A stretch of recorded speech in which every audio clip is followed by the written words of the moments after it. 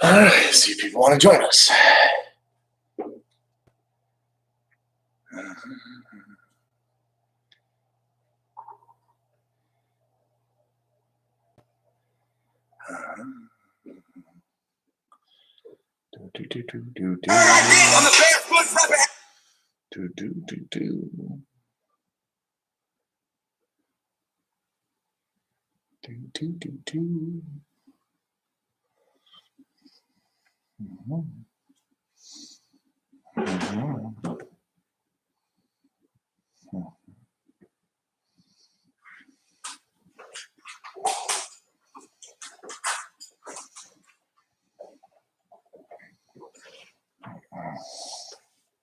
Let's be honest and realistic.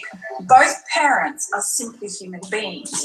And if it's a nasty divorce, then both parents are going to lie. And both parents are going to want to hurt the other one. And sometimes they forget the kids. That's not a bad thing. You're human. You're allowed. Somebody asked me to comment on this video. But at the end of the day, the facts remain. Dads who want access to their kids in custody get access to their kids in custody. The men that don't get custody are the ones that don't ask for it. Do the courts favour the mother over the father? I would challenge that and say the courts favour the primary caregiver, because if you're the primary caregiver to your children, then clearly your children are better spending more time with you than the other parent who hasn't given as much time, and I think that's more than fair. Let's be honest and realistic. Interesting. I guess I'll do a response to that in a few minutes.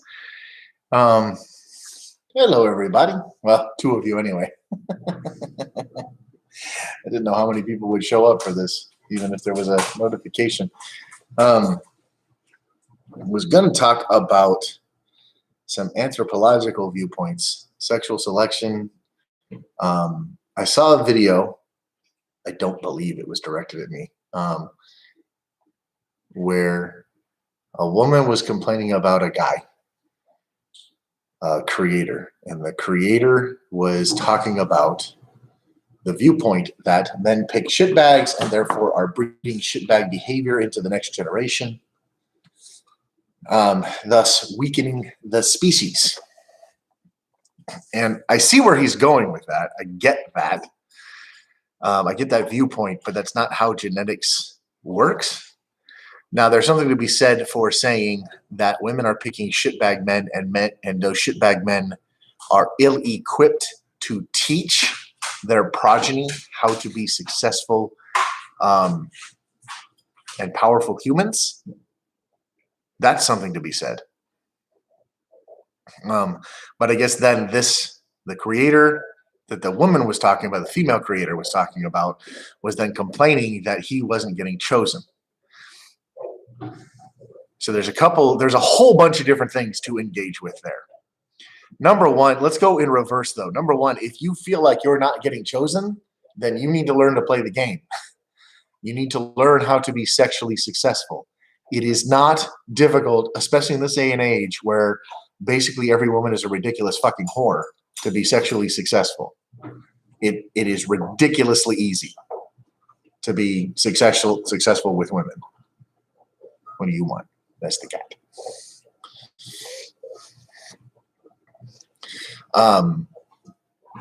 And I thought maybe I should do some videos on how to be successful.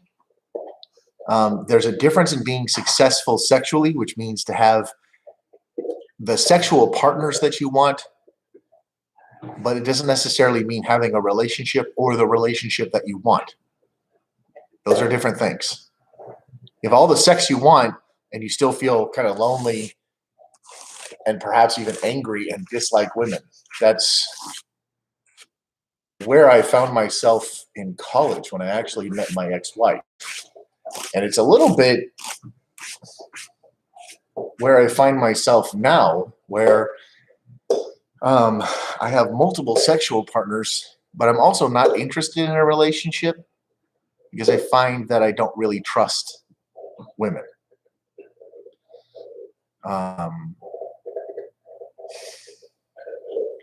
Now that sometimes that aids in sexual success because the less invested you are, the less emotional you are, the less you are attempting to engage emotionally, the more you can play the game, so to speak. But it's also kind of manipulative when you think about it, because you are not emotionally invested and you are using, there's no tricks to it. There's nothing here. You're working with essentially consenting adults. And the reality is the more honest you are, the easier it is. And that's kind of foolish. You do end up in situations often where you have been very successful and now somebody wants a relationship, and how you respond to that is kind of the bigger part, where you need to engage, where I believe you need to engage with kindness, and you need to be honest at the beginning, at the front end, and say things like, I wasn't looking. Don't tell them you're looking for a relationship. Never tell them that. Never make a promise. Don't even imply that you are. That's because you're just trying to fuck. So when you take, the thing is, and that's one of the weird trade secrets. When you go into it at the beginning, explaining that you're not looking for a relationship, they stop thinking about long-term consequences, and it actually makes sexual success in the short term much easier, because now they're not looking at you as a relationship. They're just looking at you in a carnal way. And by reducing consequences out, they're more interested in short-term sex and short-term sexual experimentation. And you've been completely honest. I think being your authentic self is a big part of being sexually successful. There is a difference between being nice and being kind. And that's where a lot of guys trip up. A lot of guys get fixated on this idea of a nice guy. The problem is, a nice guy is an agreeable guy. And an agreeable guy doesn't seem to have much in the line of a backbone. He's not formidable. He's not terribly interesting. He's not interesting, because he's just agreeing basically with whatever she's saying, right? He's just saying, like, she'll express an opinion and he just kind of agrees sycophantically. And that's not stimulating. That's not intellectually interesting. So he's not interesting. And that's where a lot of the nice guys are really coming on a hard time, because, and that's also where you get into the conversation that a lot of women bring up, that a guy that's describing himself as nice is actually just a douchebag that's trying to sleaze his way into their pants. And they're right. There's a lot of guys taking that tack, where they're just trying to be agreeable and likable and like me, so you'll have sex with me. She's not really interested in that. It's not interesting. It's not stimulating. You need to be your own man, and you need to be unafraid to be unapologetically your own man. A woman will have sex with you and she doesn't have to like you. A woman does not have to like you to have sex with you. That's a big eye-opening moment for a lot of guys. A woman does not have to like you to have sex with you. In fact, that's why they often describe like toxic relationships as having good sex. Because in the midst of not liking this guy, she's sexually turned on by him and engaging in sex with him. And often it's carnal and explosive and kinky. And they don't even like each other. And that's what confuses a lot of men who are taking the tack of, I want to be a good man. Women say they want a good man. Why are they having sex with shitbags? 39-year-old guy that's a fucking assistant manager at Arby's that has 4 chicks outside literally fighting over him. It's like he cheated on all of you. And you dumb cunts are in the parking lot arguing over him. And you're not even, and when confronted, they're like, no, the sex wasn't that good. He doesn't have like a super dick or anything. You're like, then what are you doing? They're in competition with each other. They're in sexual competition with each other. They have reduced their thinking to a binary of he wants me or he does not want me, and to be rejected is more painful than to be accepted even by a douche. And the more women believe that other women want you, the more interested they are in you. That's a sexual selection behavior. Another thing to think about in this realm of sexual selection is how biases develop from evolutionary behaviors. I made a video that went viral where a woman was like, she's like, somebody tell me why a guy could sleep with a bunch of women. And I'm like, okay, you're not going to like the answer though, because it's evolution. And that went fucking viral because men got it and the women didn't like it. That's the problem. They don't like it. You can't argue about it. And it's funny because I used a peacock as the example because a peacock is used in every single evolutionary biology class in the fucking world. But you can tell all these fucking stupid people that have never taken an Evo bio class because they'll come back and be like, but we're not peacocks. It's like, it's a metaphor for an engagement strategy, you fucking idiot. Jesus. Look at bonobos. We're not bonobos either. Bonobos use a different strategy. We could get into why peacock is an effective strategy, and it's because human progeny, humans produce fairly slowly, as in one offspring per litter generally. And the offspring is helpless for a year. You have these enormous brains. A baby comes out, it's got this big old head and this pathetic little tiny body. And it takes months for it to begin to learn any mobile coordination, years for it to learn any ability to speak, years after that before any cognitive abilities really come into play. Here's this creature that has to be invested in for years. So obviously an investment strategy is needed for that species, for a species that reproduces like that to be successful. And the strategy of just have as many kids as possible is not effective in a species that has single child per litter. And those children, single child per litter, often die. Right? Child mortality in hunter-gatherer groups is very high. So if you consider a hunter-gatherer woman over a period of 5 years might have 3 children, one of which will survive to puberty, the need to invest in genetic superiority becomes obvious. And don't get wrapped around the axle of like Hitler's genetic superiority. I just mean within her hunter-gatherer group, she's going to look to what are obviously the most, the most successful hunters and such, with the genetic ideal that they're going to be the most genetically successful. She's not going to look at just one. She'll probably sleep in a hunter-gatherer group of 50 people. There's probably 3 or 4 guys that are the most successful hunters of the 15 that are probably hunters. So you have like 3 really good ones and then 5 pretty good ones and then, like 9 that are okay. And so the females are in competition for those 3 and maybe the 1 or 2 of the best 5.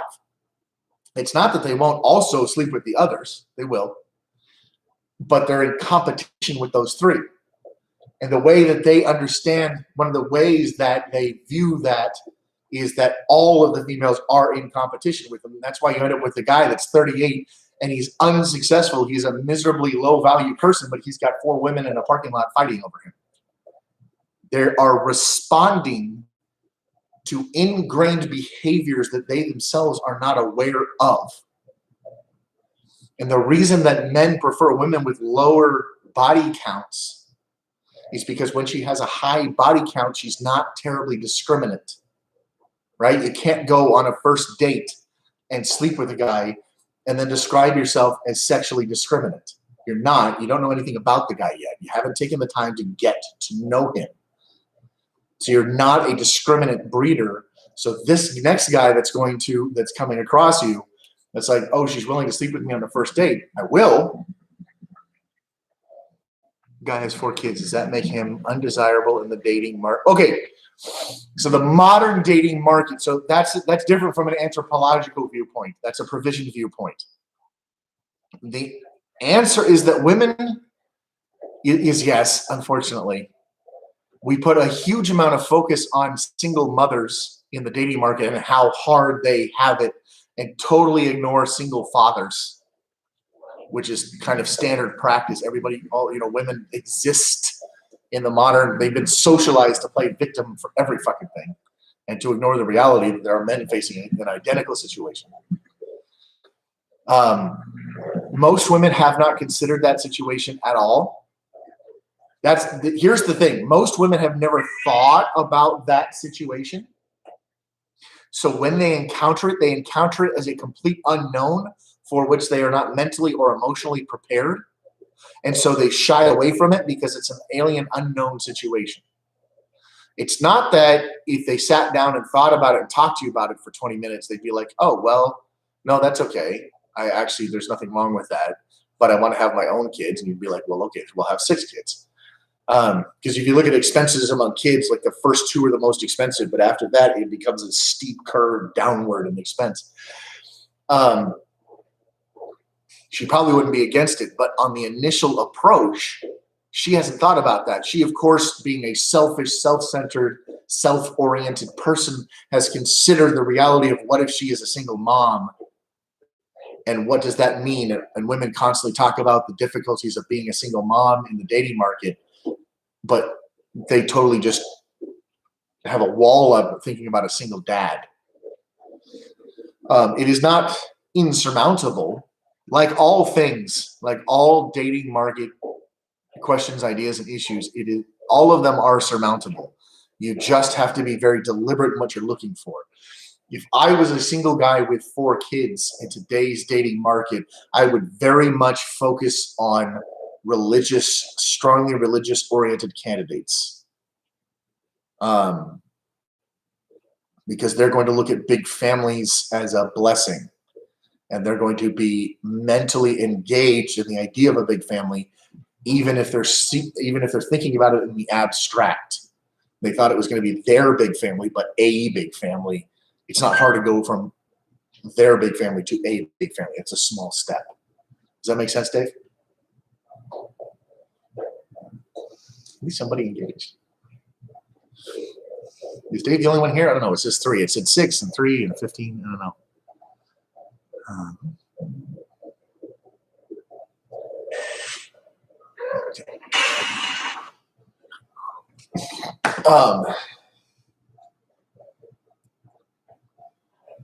And you got to think, one of the things to think about when you're dating,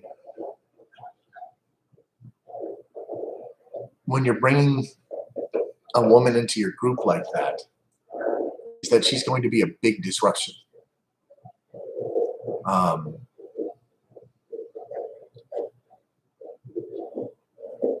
When men are introduced to step families, they are often introduced in the role of this is mom's lover and a provider, and as the father figure as sort of a last step. When a mother is introduced, when a female is introduced into a family dynamic, those first 2 don't really apply. She is instantaneously introduced as the mother figure. So then it becomes like, how are the children's relationship with their bio mother? How is the father's relationship with the bio mother? How did you end up on your own with 4?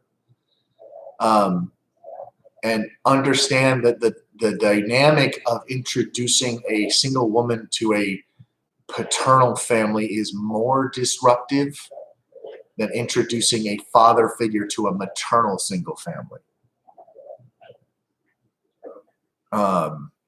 Disruption doesn't mean bad and terror and pain and anything else. It just means disruption. It's something to think of. um, women and mothers are seen as the emotional center of a family. And so for her to step in, she's going to be stepping into the role of an emotional center rather than a stepfather who steps into the role of like a provisioner and head of household and such kind of thing. And that emotional connection is expected and determined to take much longer because we devalue fathers and fatherhood connections in this society, whereas we hypervalue motherhood and mother connections. And she herself, this woman introduced to the situation, may be looking to make those maternal bonds, and her struggle to make those maternal bonds is going to be disruptive. In some cases, it will be very welcomed. In some cases, it will be very unwelcome. And if she has no kids of her own, that's going to be a difficulty transition from the picture in her head to the reality of the situation. And there has to be real conversations about family unit structure, family unit engagement conversations, values, right? Like,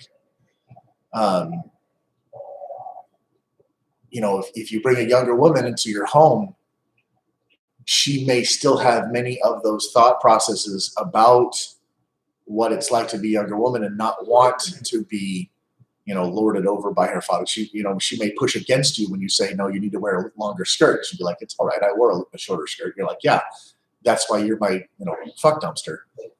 This is a daughter. And that may cause conflict between you two. So you've got to talk about your values and the values that you want your children to have, and come to a real agreement and meeting of the minds that you agree that you want to impart those particular values and how you're going to impart those particular values. Whatever your values are, I don't care what your values are, but you have to have that conversation.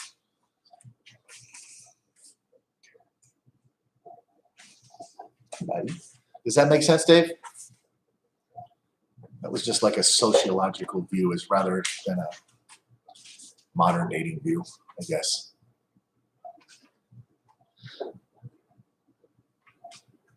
Oh, he might have left. I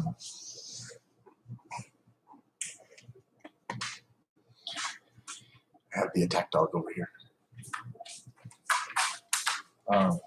But like I said,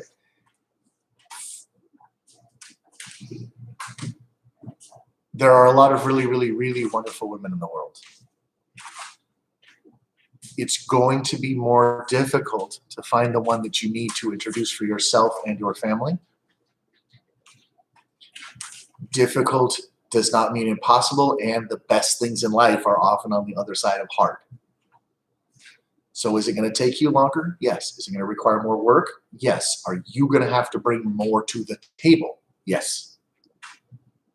Does that make the struggle, does that mean the struggle is not worth it? No, the struggle is worth it. There are amazing, loving, wonderful women in the world, and you need to go find one and present her with a wonderful life, and create within yourself, make sure that you are presenting her with the masculine leadership that many women crave, especially a woman that's going to want to introduce, bring herself into a family like that. Your children need that from you. They need loving, paternal, masculine leadership. That's what they need from you. Don't try to be both parents. You're not a mother. You're a father. Be a father. Separated. Doesn't know how to manage her money. Yeah, keeps asking me for money. I'm all about saving money. No, you shouldn't keep helping her. It's not your job. She's separated. You guys are separated now. And you need to have that conversation with her. That this separation is both financial and legal. You understand that she has difficulty. But money management is now her problem. It's her business. And it's her problem. And she will try to guilt you. She will say things like, well, you got to pay for your kids. And it's all about the kids. And, I need money for the kids. And what you need to counter that with is you will take care of the kids. If the kids need clothing, if the kids need food, if the kids need school supplies, you will go with the children and you will provide those things to the children. But her money is her problem. Then she'll try to go esoteric and she'll say, well, they have to have a house to live in. And you say, then you need to provide that house. That's part of being a grown-up. And if you cannot provide that house, I'm assuming from your questions that you are the primary caregiver and the kids primarily live with you. And in that case, she lives in a one-bedroom apartment. The kids stay with me and I'm the one staying in the house. Yeah, okay, so that makes sense.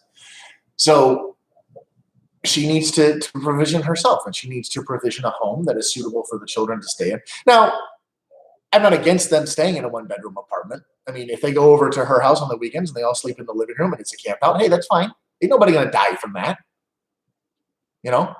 But if she tries to talk about how you need to provide better housing while they are with her, that's not your business.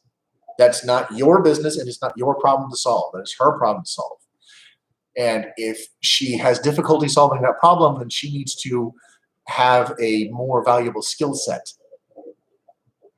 I don't know the conditions under your separation. You may be a fantastic asshole. You might have done something awful, and the reason that she left you is because of that. I don't know, and I don't want to know because this is I'm only getting one side of the story. However, even if the reason for the separation is because you're a terrible person, she still, in order to divest herself of reliance on a terrible person, needs to create wealth, income, and income management herself. So you could be a wonderful person and she decided to leave. You could be a terrible person and she decided to leave. You could be a wonderful person and you decided to kick her out. You could be a terrible person and you decided to kick her out. Any one of those or combinations thereof, it does not matter. She now is on her own and needs to set up her finances such that she's not dependent on you.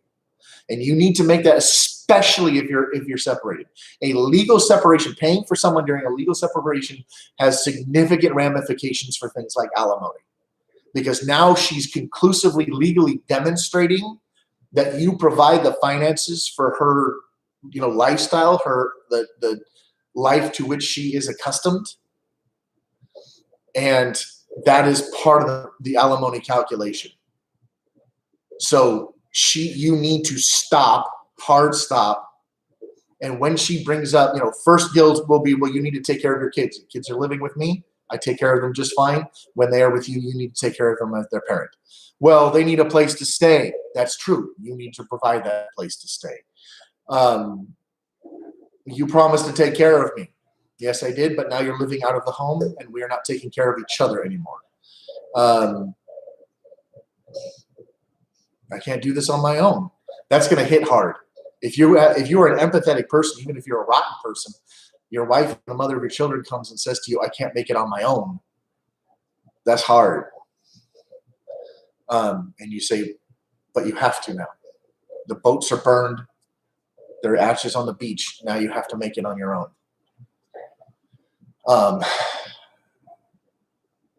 And this is now getting into, I worked over 50 hours a week, came home, clean, cooked it. She didn't do any of that, so I was a bad guy when I brought up this issue. Right, okay, so you chose it, Dave, I hate to break it to you, you chose a terrible person. You decided to bring, you did not hold this person that you brought into your life and chose to breed with to a standard of conduct that you needed to. Porn was a big thing on my end. So you looked at a lot of porn. Well,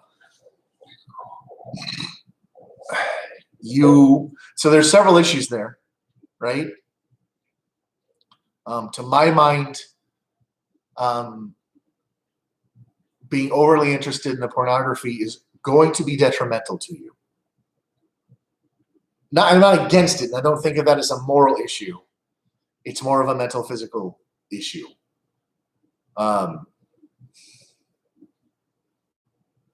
If you are in an intimate and sexual relationship and you are relying on pornography in order to get your sexual satisfaction, then you are not demanding it from your partner and you are not communicating your needs and demands to your partner. And that's part of that value set thing. When you start out at the beginning of a relationship, you need to say, I have a desire, a need, and a demand for this amount and type of sexual conduct. Watch it when we were fighting. It wasn't like an everyday. Yeah. Well, see, so look at that. That's interesting because that becomes a coping mechanism. When you're fighting, like, it's like revenge fucking, right? Going through divorce myself. Yeah, divorces are rough, guys. I've been through two. Dave, I would suggest. So then there's a couple of questions for you, Dave. David or Dave? Doesn't matter.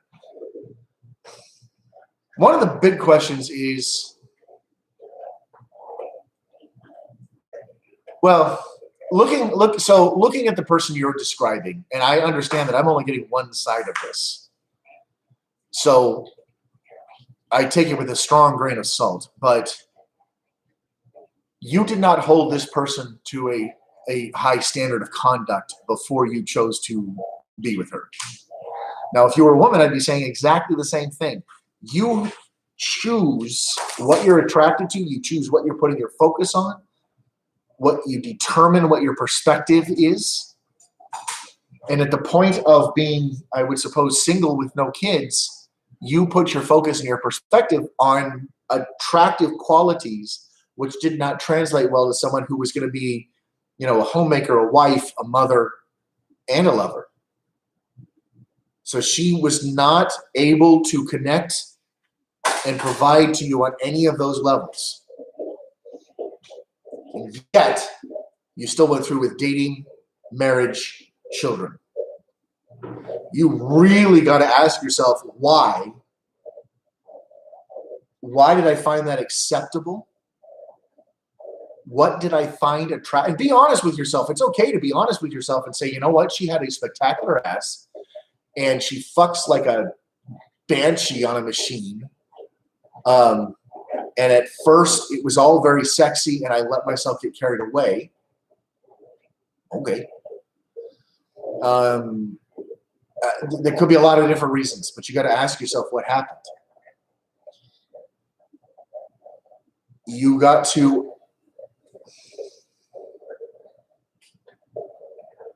Yeah, and that'll happen. A lot of guys. We are so visually inclined. It's like every time I look at her, I want to fuck her.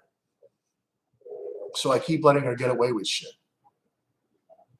Because I don't want to end up with some, lumpy potato woman that I'm just not attracted to, who's very nice,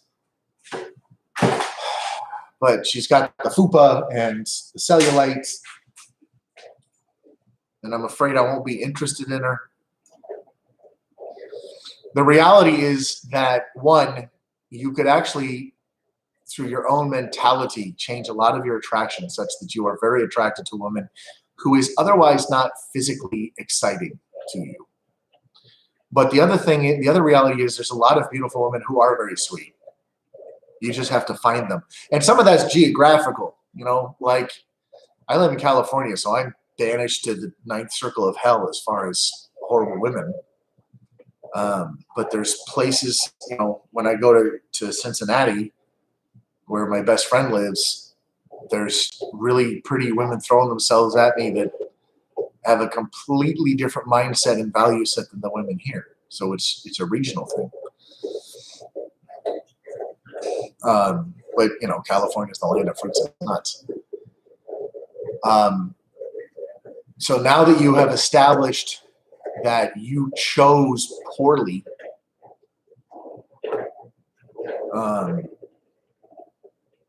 you also have to look honestly at your coping mechanisms, because you did choose. In the end, you chose. And with the proper application of masculine leadership, you might have been able to lead her to becoming the wife that you needed. It would have been a lot of work, maybe more work than it was worth, which could. This is by the way why I will not be in a relationship that's not a total power exchange. I am only in the TPE. But now that you're going through the divorce, just get it done. Like drive it forward. Brad, I was actually just literally talking about you. There's my best friend that's in Cincinnati. I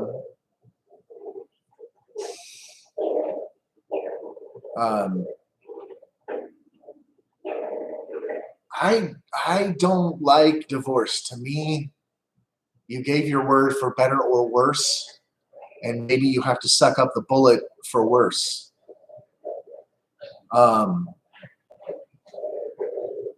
But that's my value set, and your value set must determine your course of action. And if your course of action is determined to if your course of action is determined to go through a divorce, then you need to push it and push it hard. And you need to cut her off financially entirely. When you go through a divorce, it is one of the hardest, if not the hardest thing that you'll go through. If you look at the data sets, the number one cause of death of men under 45 is suicide. Raised in California, moved to Houston after the Marines. Ah! We got a fellow devil dog here.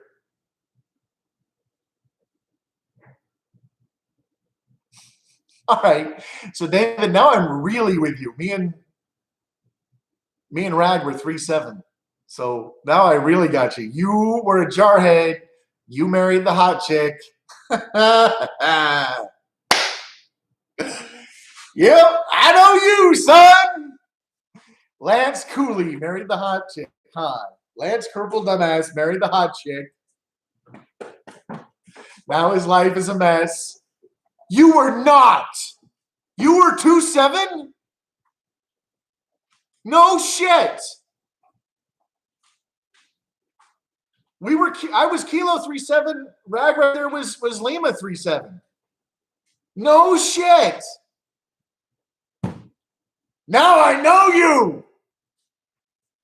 You were at the Palms. You were in the Stumps, and you thought you'd bring you home a hot piece of ass, and you thought you'd get that BH, and you live in the off base and in little tiny houses, and you'd be plowing it at us every time you came home. Oh, Dave! Come on! You there weren't you? You were E3, you were Lance Cooley Dono. Lance Cooley found himself a hot piece of ass. Lance Cooley got a Dependa. He brought that Dependa home. He got that BAH, lived off base. Huh. Did you get the off-base housing, that little weird set of apartments that's like halfway between the four corners? Did you live on base? I got the BAH, so I did off-base housing. Yep, we actually met in high. Oh, okay. You know what though? I married a horrible woman that I met in high school too. She ended up joining the Corps with me, like Pandini, for all the PFTs. And she was in headquarters, division headquarters at Pendleton. She was a truck mechanic until she got herself kicked out. She was bringing fucking Mexicans over the border. So she came over to 29 Palms. We lived in a little tiny house. I don't know if anything there is the same, but yeah, okay, Dave, I got you now. All right. Jarhead, I can't believe it. 2-7. That's excellent. I love it. We lived on base. That was actually the worst mistake as well as staying home. Oh, yeah. Yeah. Living on, yeah, it is Yucca Valley, yeah. Wow, way out in Yucca Valley.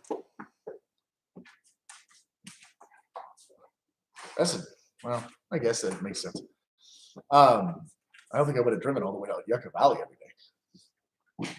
We had a place, me and my ex had a place in 29 that was behind kind of where the 7-Eleven is. the 7-Eleven was. Anyway, 30-minute drive. Well, yeah, I imagine it probably was. Oh, 2.9. That's just excellent. You know, it's weird. I kind of miss the desert now. Like I hated it when I was there. But now I miss sitting on our roof, you know, watching the thunderstorms go by and stuff. Yeah, okay. Yeah, I've got you now. I know exactly the situation you're in now. All right. So, all right, Dave, this is what you did. You got yourself a hottie in high school. Because you were both in high school, neither one of you knew how to build a really good relationship. You had a picture in your head of what it would look like. She. Oh, I know. I hated the heat. I just kind of missed the, I don't know, the open spaces, I guess. Now you're at a point in life years later where you have raised your expectations of what a wife should be doing. And every time that you tried to push forth those expectations, she would get mad and push back. And I don't know, also, you might not have been meeting her expectations. Okay? You hooked up with a girl straight out of high school. That doesn't mean that you were actually doing all the best things either. David, I'm going to suggest something to you. And it's just a suggestion. Take it under advisement, contemplate it. Now, this is coming from my value set. I was thinking that. I wanted her to do all the housework. I just wanted her help. And yeah, no, I know exactly where you are. I get where you are. This is what you're gonna. This is what I would like you to do, and you got to decide whether this is for you. You got to go and say to your ex and say, we're going to talk. Next time she wants money, just wait. She'll come to you. Say, I want to sit down and talk to you.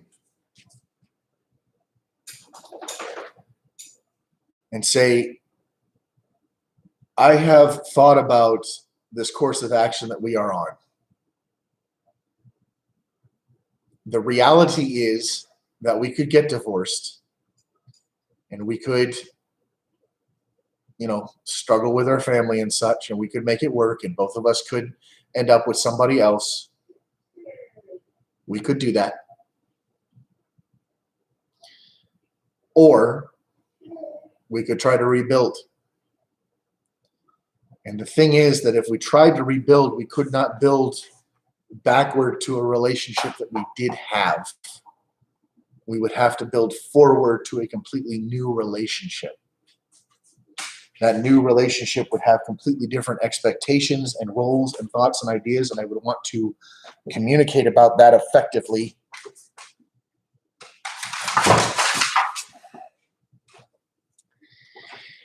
I would want to communicate and hear, you know, the marriage, because it might not work. Maybe we both have such different perceptions of how a married relationship should be that they are completely incompatible, and we are not interested in making them compatible. And the problem is that I am afraid, this is where you speak from the heart, and you have to speak intelligently. I am afraid that if we started down the road of talking about our desires and expectations in a relationship, that what would happen is that it would dredge up a lot of angst and unhappiness and fighting. And I often feel like I am completely unheard. And I know that you do too. So we would have to first, before we did anything, learn how to communicate effectively. To that end, what I want you to do is buy the book, and it's like $10. It's nothing. Difficult Conversations. It's a book from the Harvard Negotiation Study that came out with different branches of negotiation, business negotiation, but also how to communicate and negotiate when you're in a relationship, when emotion is the basis for the relationship. I think everybody should read this book, but especially people in difficult situations. You get 2 copies of that book. You read it yourself, and you hand the other copy to her.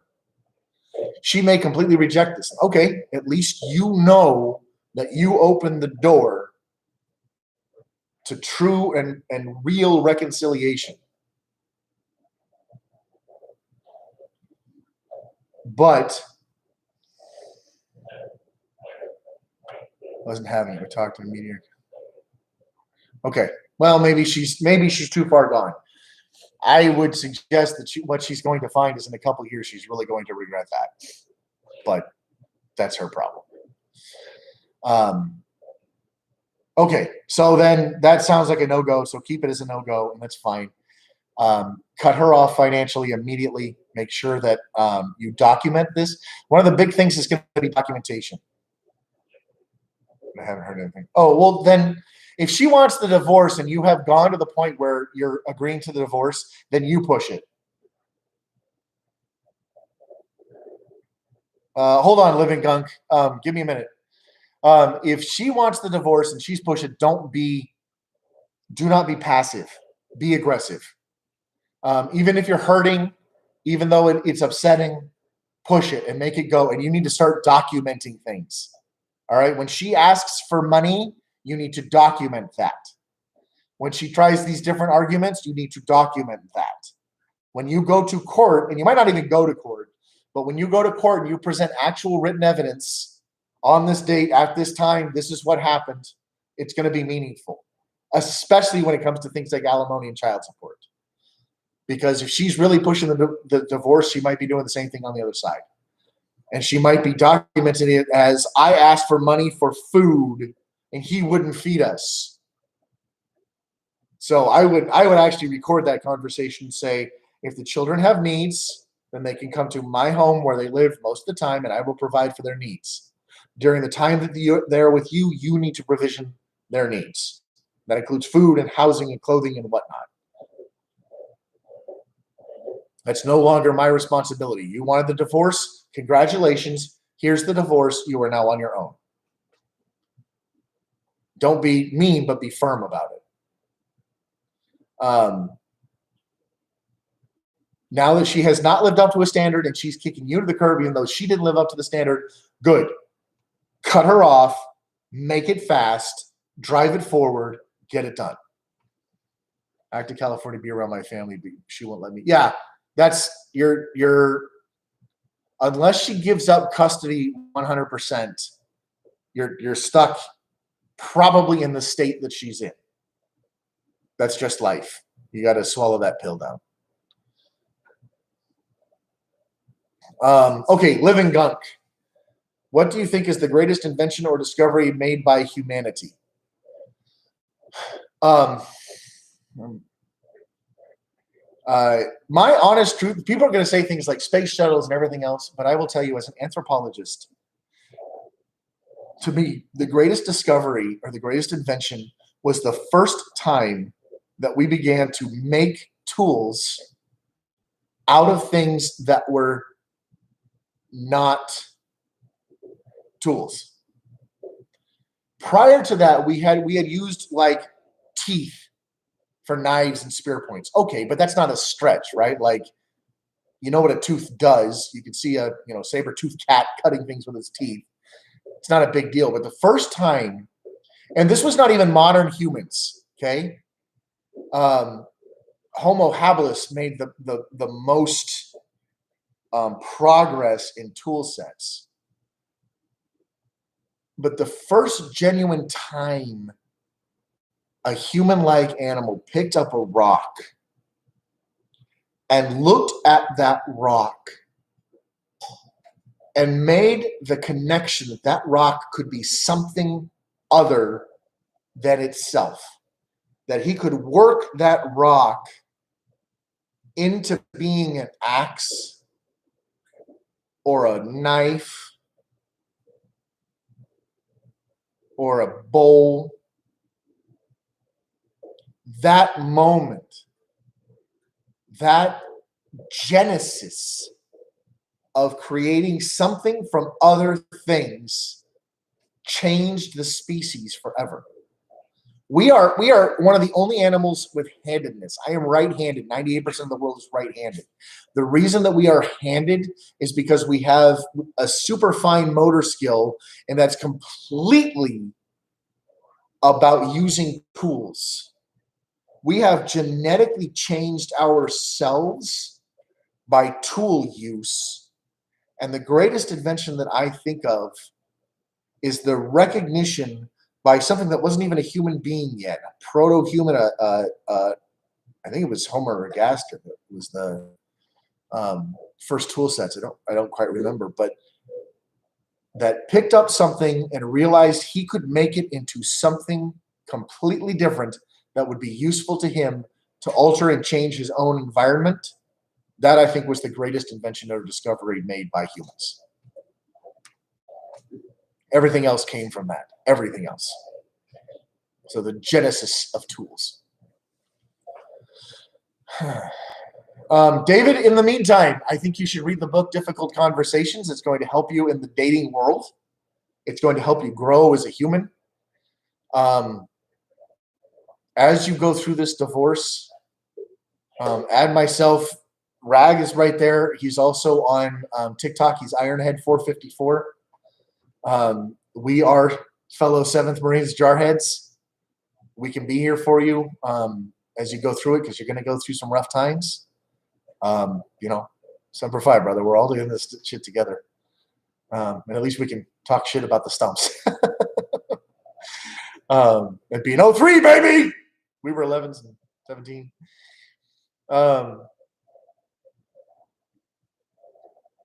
You're going to have some rough times. You're going to have rough times in the future as your kids deal with the reality of the situation. But you're going to need to take several years to grow through this. Because the last time you were really functionally dating was in high school, and the world is a different place now. And you need to come square with yourself as a man, as a civilian man, as a man with a lot to offer, but also acknowledging that you're bringing with you a load, and you need to create the space for someone to come in, for a woman to come in, but you also need to hold her to a standard. She has to meet very specific standards of conduct, and she has to meet you in your value set and say, this is what I believe, and she says, this is what I believe. Now, that doesn't mean that your beliefs have to necessarily super match, but you can at least have a meeting of the minds where you agree with those value sets. And now that you're going forward, that's what your values are going to be as a family. So I'm going to go. I hope this was a good conversation with everybody. I enjoyed talking to you all. Thanks for joining me. Oh, hi, Scott. Do you think prenups can actually protect against stolen a slave in the case of divorce? No. Prenups are not terribly valuable. In order for a prenup to be at all effective, it must be at least a year out from the wedding, and she needs to have her own lawyer. I mean, the first question I would ask you, Carlos, is, do you actually have assets to protect? Like, this house that I'm in is my asset, right? If I marry a woman now, I need to protect this asset because this is a high value asset. If you're just a guy living in a 2-bedroom apartment, you don't have any fucking assets. So why are you worried about it? Because you have to have separate valuable assets prior to being married that you want to protect in case of a divorce. And in that case, then what you need to do is approach. She needs to have at least a year out from, so you have to start that out like a year and a half out from getting married. And that's hard because usually you get engaged and then like 9 months later, you're getting married. So I'm telling you that a year and a half out, you already have to start talking about the prenup. It's kind of rough. But she has to have her own legal counsel. No prenup, a prenup that she didn't have her own lawyer will instantaneously be thrown out. She has to have her own lawyer. It has to be like a year out from the wedding. Both have to sign it. You have to have actual assets that were never commingled. That's a big thing. So if you have your money and she has her money, you guys can start a joint account, but you can never, ever, ever, ever put your money into that account. Once you do, it's commingled, it's done, it's gone, it's no longer your asset.